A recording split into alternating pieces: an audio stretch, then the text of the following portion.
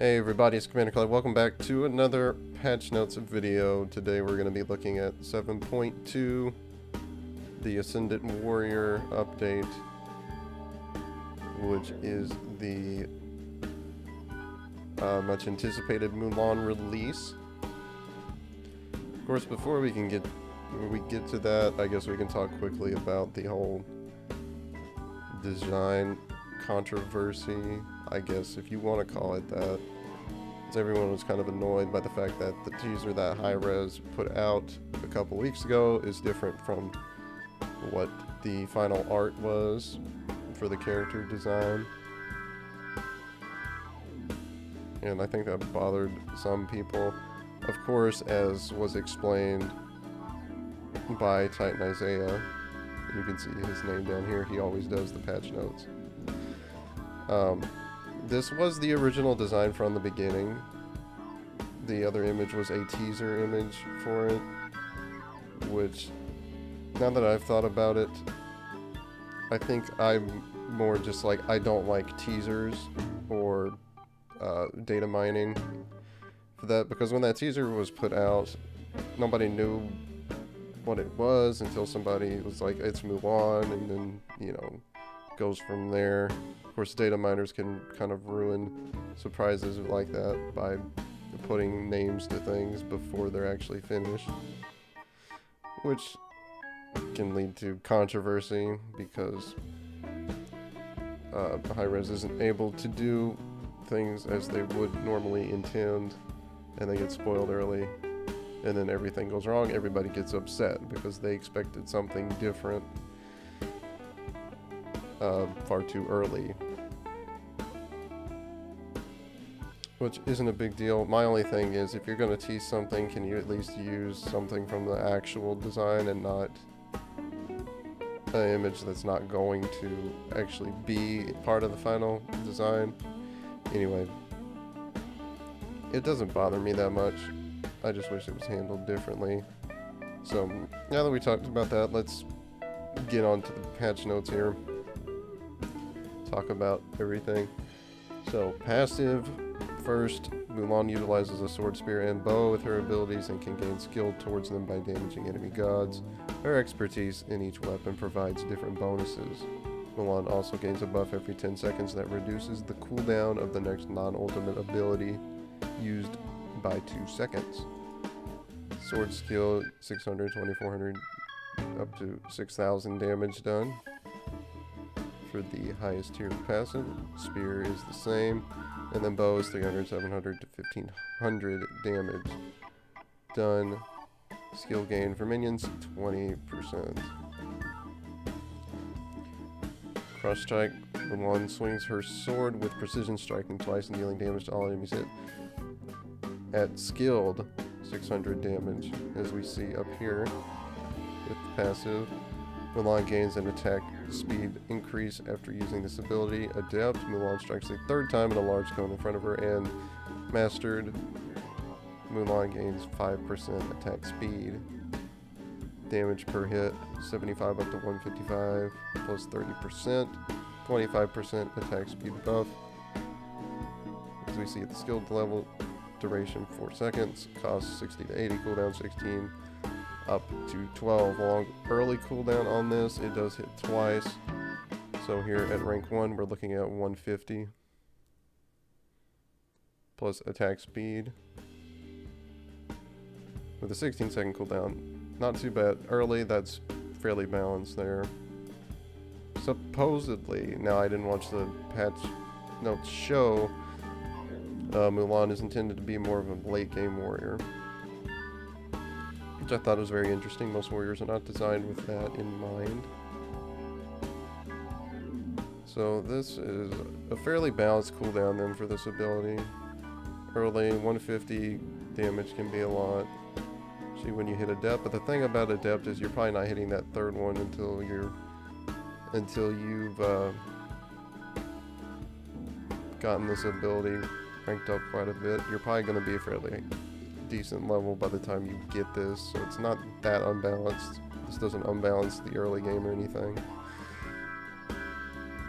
be interesting to see that late game because it's 155 here, which means you're hitting for 310 on the second hit, and then another third hit is going to be 465, and for a standard ability, that's kind of a lot of damage. So I don't know about that.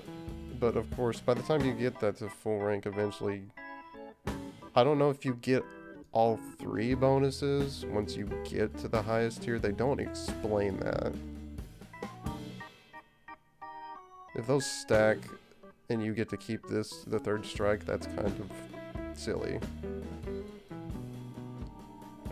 Spear thrust. Mulan brings forth her spear, striking in front of her, dealing damage and slowing all enemies hit. At skilled, Mulan heals for up to 3 enemies hit. At adept, Mulan strikes a 2nd time, further in front of her, dealing bonus damage if she hits the same enemy. Mastered, Mulan gains 5% power. Damage per hit, 120 up to 260. So that's damage dealt to everything that's hit by this. 30% slow, that's a lot. 2 seconds. Heal, 15 up to 75. Bonus damage, 20 up to 80. Cost 50 up to 70 mana. 14-second cooldown. So doing math, bonus damage on the same target. Late is gonna be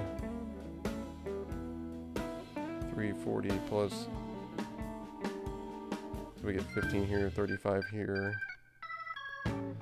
Yeah, that's a good bit of damage. Seems like a lot for one ability again. And you get 5% power, which means you can hit this next, and then, oh boy, that's fun. Fun math. Don't know how I feel.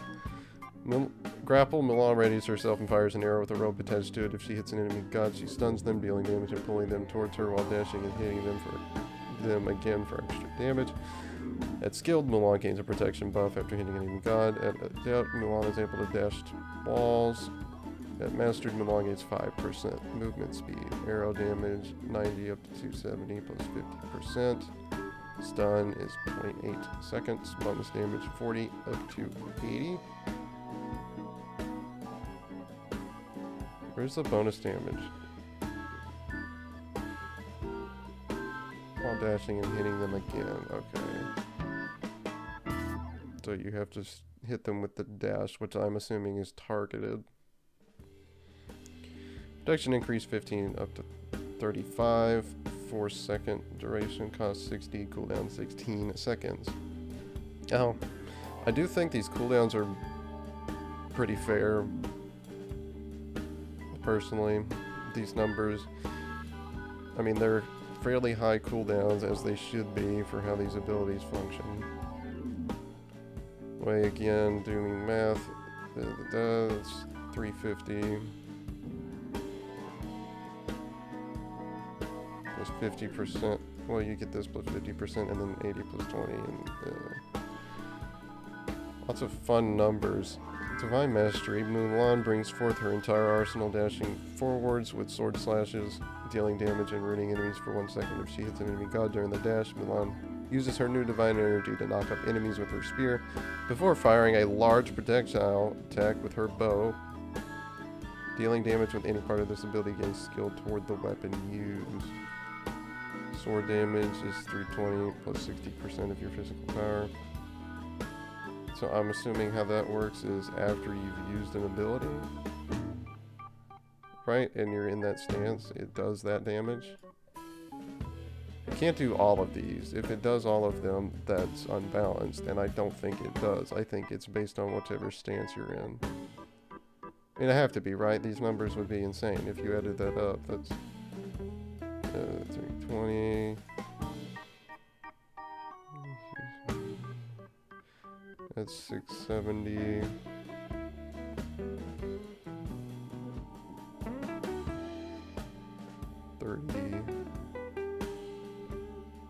Yeah, because that would be 930 damage, which would be unbalanced. So yeah, that is how it works. It's based on which weapon stance you're in, I think. Cost is 100, cooldown is 100. So there you go, recolor, and then recolor number 2. I don't know why there's already 2 skins. Nice set skin, nice. We don't talk about skins very long on here. That's fine. Poseidon doesn't need another skin, but that's okay. Well, she look different in both of these, in these card arts. They're not consistent with the face design. Whatever, and then release schedule, I don't care.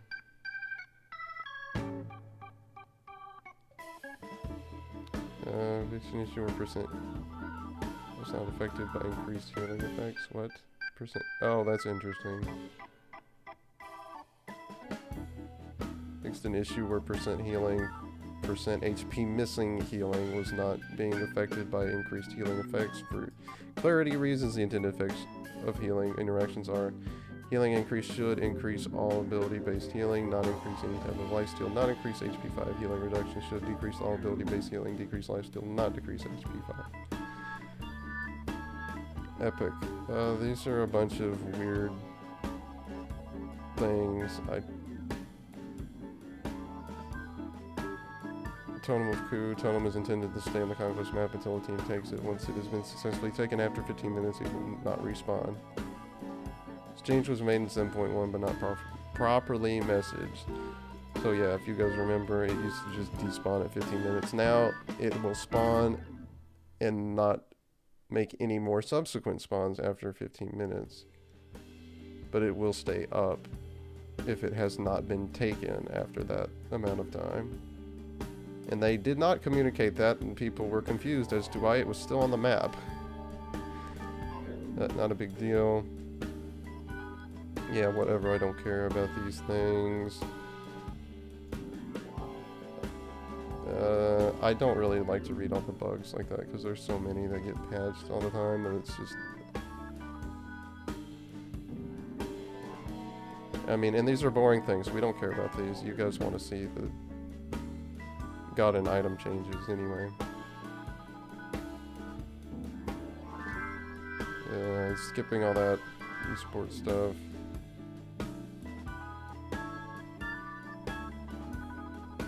Okay, this bonus bounce down here. What is bonus bounce? Certain changes planned for the next update will be launched into the live game earlier than the official update. Bonus bounce changes will launch 2 weeks before the official update. We are planning to do this for the next few updates going forward, and then check player feedback and data before deciding if this will be a permanent system. We might need to change the process in the future for other reasons. Often these changes will need to be purely numerical balance changes, as code and art changes are not as easily launched without a full update. These changes will focus on the most pressing community frustration, or the situations with the most definitive data. Toxic Blade fixed a bug where the price of this item was higher than intended by 100 G. Okay, turn the mic down because I thought my smart speaker, that I will not say the name of because I don't want it to come on, was reacting to something, but she did not speak, so we're good. Which Blade fixed a bug where the price of this item was higher than intended by 100 gold. How do you screw this up? Best at pounds decrease physical power scaling from 100 to 90%. I don't know if that's nearly enough, but her position in the meta hasn't really changed that much, except her numbers got slightly bigger. It's not really a definitive thing. She still feels about the same. In the game, she still loses to the same stuff. She still beats the same stuff. Blah, blah, blah. You know, it's not really that much different dynamically. Heimdall basic attacks decreased first and second basic attack scaling from 130% to 125. Yallarhorn decreased Physical power scaling, protect from 35 to 30. No longer provides protections while channeling. Why did it though? I don't know. Because he already had knock up and knockback immunity. I don't think you really need that many things. Odin, obviously, decreased pulse damage from 25 to 105, down to 20 to 100. Decreased Gungnir throw damage from 80 to 280, down to 60 to 260. And Ring Spear decreased damage dealt from leaving the ring from 140 to 420, down to 120 to 400. So just number decreases a lot across the board, because after the rework he did kind of too much damage, and it's annoying and frustrating and too easy to play. No one likes that. Susanoo Gathering Storm decreased physical power scaling of the bonus damage from 60% to 40%. Okay. Turn that down. Hopefully you guys didn't hear the smart speaker. So where I don't say its name and the thing's just like, hey, what's up? I'm here. I don't know why Susanoo's being nerfed. I thought he was in a good place in the meta right now. Is that his passive? Oh yeah, it is. Why'd they decrease it? Oh. Why don't you just go back to the old passive? Because that was interesting. You know, this is not. This is ideal more damage by hitting by using abilities, lol. It's just a brain dead. Thor, Berserker, Barrage increased cooldown from 8 seconds to 10 seconds. Decreased physical power scaling on the first 2 hits from 40% per hit to 35. Decreased physical power scaling on final hit from 60 to 50%. Yamoja, Moonstrike, decreased inner aura magical power scaling from 55 to 45%. Decreased outer areas magical power scaling from 20 to 15%. Decreased stun duration from 1 up to 1.4 to 1 second at all ranks. Mending Waters decreased the shield health from 40 to 200 down to 40 to 160. Yeah, big top end nerfs on that. Keep her in balance. Don't want her to be too effective. Need to leave room for counterplay, you know.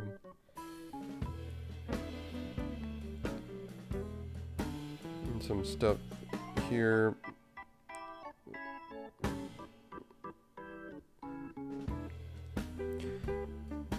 Late game Phoenix sieges can often be difficult, with a misstep causing a game to swing on its head. When a team has secured a significant lead through an extended game, the final siege with an enhanced Fire Giant should be more approachable. By reducing backdoor protections with enhanced Fire Giant, teams should have more opportunities to push a single or multiple Phoenixes. In games that are still closer, teams should still have the capability to fight back and defend.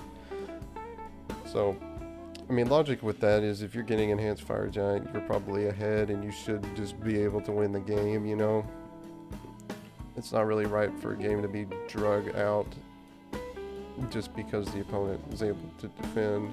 If they're in a position where they're behind and they can't do anything off of that, like, you know, the winning team should win. It's basic. Turtling is stupid, and games should not take 45 minutes to play. They added Yggdrasil to the background of the map. Expect more subtle changes in the conquest environment as the SMITE Season 7 story progresses. Decreased backdoor protections on Phoenixes. Increased enhanced Fire Giant effect on backdoor protections from 50 to 75%.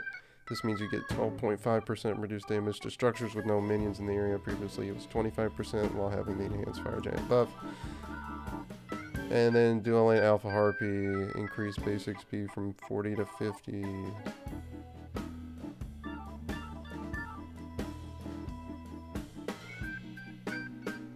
Vision Shard. Players will now receive a pop-up notifying them to upgrade this relic when they leave their base after 12 while still having the Vision Shard. This is an underrated change there, because one of the things that happened when they added this automatic relic was the notification telling you that you could buy a relic was no longer appearing. So many players, including myself, were forgetting to get another relic. at the right, when it was appropriate, because I just forget that I can do that because the slot's already full, you know? When Vision Shard is upgraded, the new upgraded relic will be ready to use and not be on cooldown. Epic.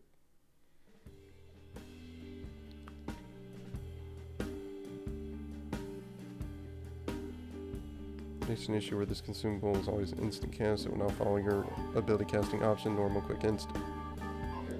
Spectral armor, decreased physical protection from 70 to 65, removed crowd control reduction, added 200 health. This is an incredibly niche item that people aren't really building, I don't think. Although this item was heavily statted, and that's a bit weird. So taking the CCR off is fine with me. Moves and Cobb has been down lately. Increased attack speed buff from 10 to 40%, up to 10 to 50%. Give him flat 10 increases each rank. I don't like that. That Scott's just annoying. Don't really have much of an opinion outside of that. Bastet's cats currently cannot deal with minions that well, often dying to a few stray archer shots before even attacking once. We are taking less Calder and reducing the damage dealt by minions, requiring 5 hits to take away a single pip. A single pip? What is pip? What? What is this word? I don't know what happened there. Ensnaring Claw Cats will now take 5 hits from minions before losing a hit point. Still loses 1 HP per basic attack from gods. Fix the description error where it listed a 1 second root duration rather than 0.5 seconds. You know, when each one of them only has 2 hits, you know, that's a fair change, I think. Calder's got 5, so, you know, there's that. But this probably needed a balance change because the cats only have 2 HP.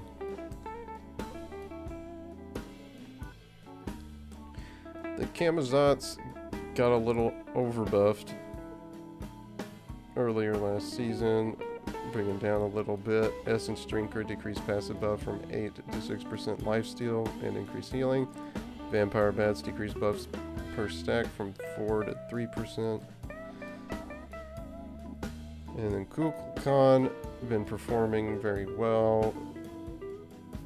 Gets the nerf here. Whirlwind decreased damage per tick from 9 to 45 to 8 to 40 damage. Zephyr decreased slow from 30 to 50% down to 20 to 40%. 50 is a big fat number for an ability that also does a lot of damage. So pull that down. I don't know about the Kumbhakarna change. I guess they just saw his utility and his good performance as a support to be a little too much. So they decreased the landing damage on his ult from 250 to 650 down to 200 to 560. I don't know if he needed a nerf. And a lot of Guardians have really high damage ultimates in terms of base damage, so I don't know if nerfing him there is a good move necessarily, because I don't know if that puts his ult below a lot of the other Guardians, but there is the initial damage, so I don't think it puts it that low, so he'll probably be fine. His strength, or he does a lot of things. He's got a root, and he's got a mez with a slow on it, so that's already really good utility. And then the ult is obviously mostly used for setup, so not really going to be a big effect on him. He'll still be at about the same level of playability. Naja Circuit received a change focused on reducing her effectiveness as a support, but still allowing for her aggressive assassin playstyle. We are taking a similar how do you speak English? Similar approach with Naja, targeting specific aspects of his kit that allows him to excel in support while ensuring assassin style Naja players feel similarly impactful. Universe Ring Toss, decrease protections debuff per hit from 10 to 14, down to 5 to 13. Jeez, I cut it in half at rank 1. Damn. Obviously that's where it would make the most sense for it to be weaker, because a smaller number of protection is more significant early. That's a big hit. Windfire Wheels, decrease damage per hit from 30 to 110 down to 20 to 80. Increase physical power scaling per hit from 30 to 35%. Which still allows him to be aggressive because they increase the benefit he gets from his physical power.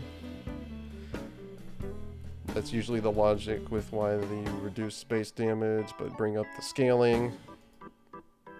So late game you can still play in the same way and it still feels impactful. Consider all that. Nike Valiant Leap, decrease cooldown from 18 to 16 seconds. Because I think it limits her playstyle too much to have it on a higher cooldown. Raijin, Percussive Storm, increased damage from 25 to 85 to 30 to 90 per shot. That's just to, I think, bring him back into the meta somewhat because he's criminally underpicked. Set, General, increased base attack power from 37 to 39. I don't know why when he's already got attack speed steroids. Skewer, increased damage from 70 to 230 to 70 to 250. They want it to be useful late game, but the way it's used late game is pretty nuts, especially since you have a full build with attack speed and you're spawning lots of clones. I forget what they're called. And then you hit that and then this big damage. I don't think it really needs an early late game buff because of the way it's going to be used late game. That's a little bizarre. And they're saying his ban... Well, you're going to increase his ban rate though here, and I guess they just don't think he's getting picked enough, but now he's just going to get banned more often, so I don't think you've solved the problem, guys.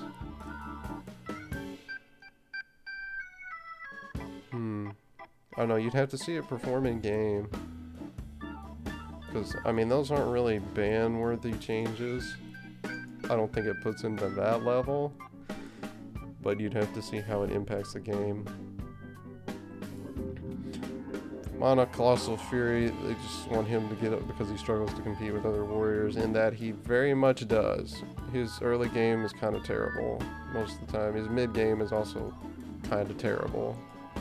His late game is because he can W key at you with his ult, and that's annoying. But if you build enough anti-heal, he kind of just dies anyway, so Colossal Fury, increased shield from 0.6% of maximum health to 1% maximum health per tick, which makes it better late game, you know. Which, with the scenario I explained, his late game becomes less effective because anti-heal, this counters anti-heal. And it makes you want to build health. Of course, you can get items to that deal damage, more damage, the more health target has. You know.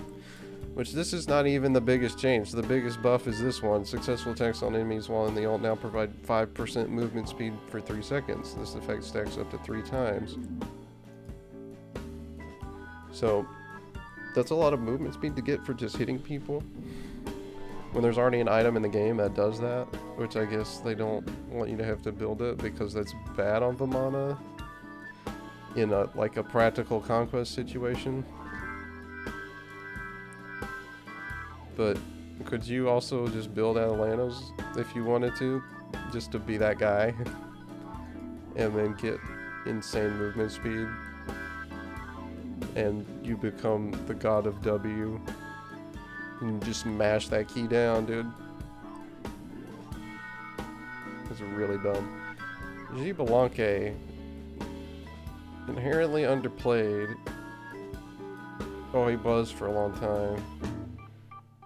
Recently, he was picked a little bit more often. Let's read the info here. Xbalanque was a go-to hunter for some time, providing an ultimate that turned team fights on their head. While we saw some memes that nobody was hit by the stun, We have seen the fall off in his overall performance due to the improved counterplay. Darkest of Nights can return to a more standard ultimate cooldown. In addition, we are bringing up branching Bola, allowing for a stronger lane clear and poke to help him get to the late game where he is a big nasty monster that will kill your whole team. Branching Bola, increased damage on Bola that branch off with the initial hit from 30% to 40% of initial damage. Darkest of Nights, decreased cooldown from 110 to 90 seconds for our homie Kier, which I do love my Mayan god, so always glad to see buffs. Not on Chalk though. People, I don't know, people say that. I think it's a meme at this point. People still say to buff Chalk, even after that he got an attack speed slow added to his 3. If you buff that god anymore, and then you got the knockup thing, if you buff him anymore, he's gonna break the game. Even though he's my favorite god, let's be reasonable, people. Anyway, with that, that's gonna do it for this update. Hopefully, I can get you guys some Mulan footage very soon. Anyway, leave a like and subscribe if you guys enjoyed this update notes review video. Leave a comment down below if you want, and as always, check the helpful links down in the description. And I'll see you guys next time for some more Smite. Have a good one.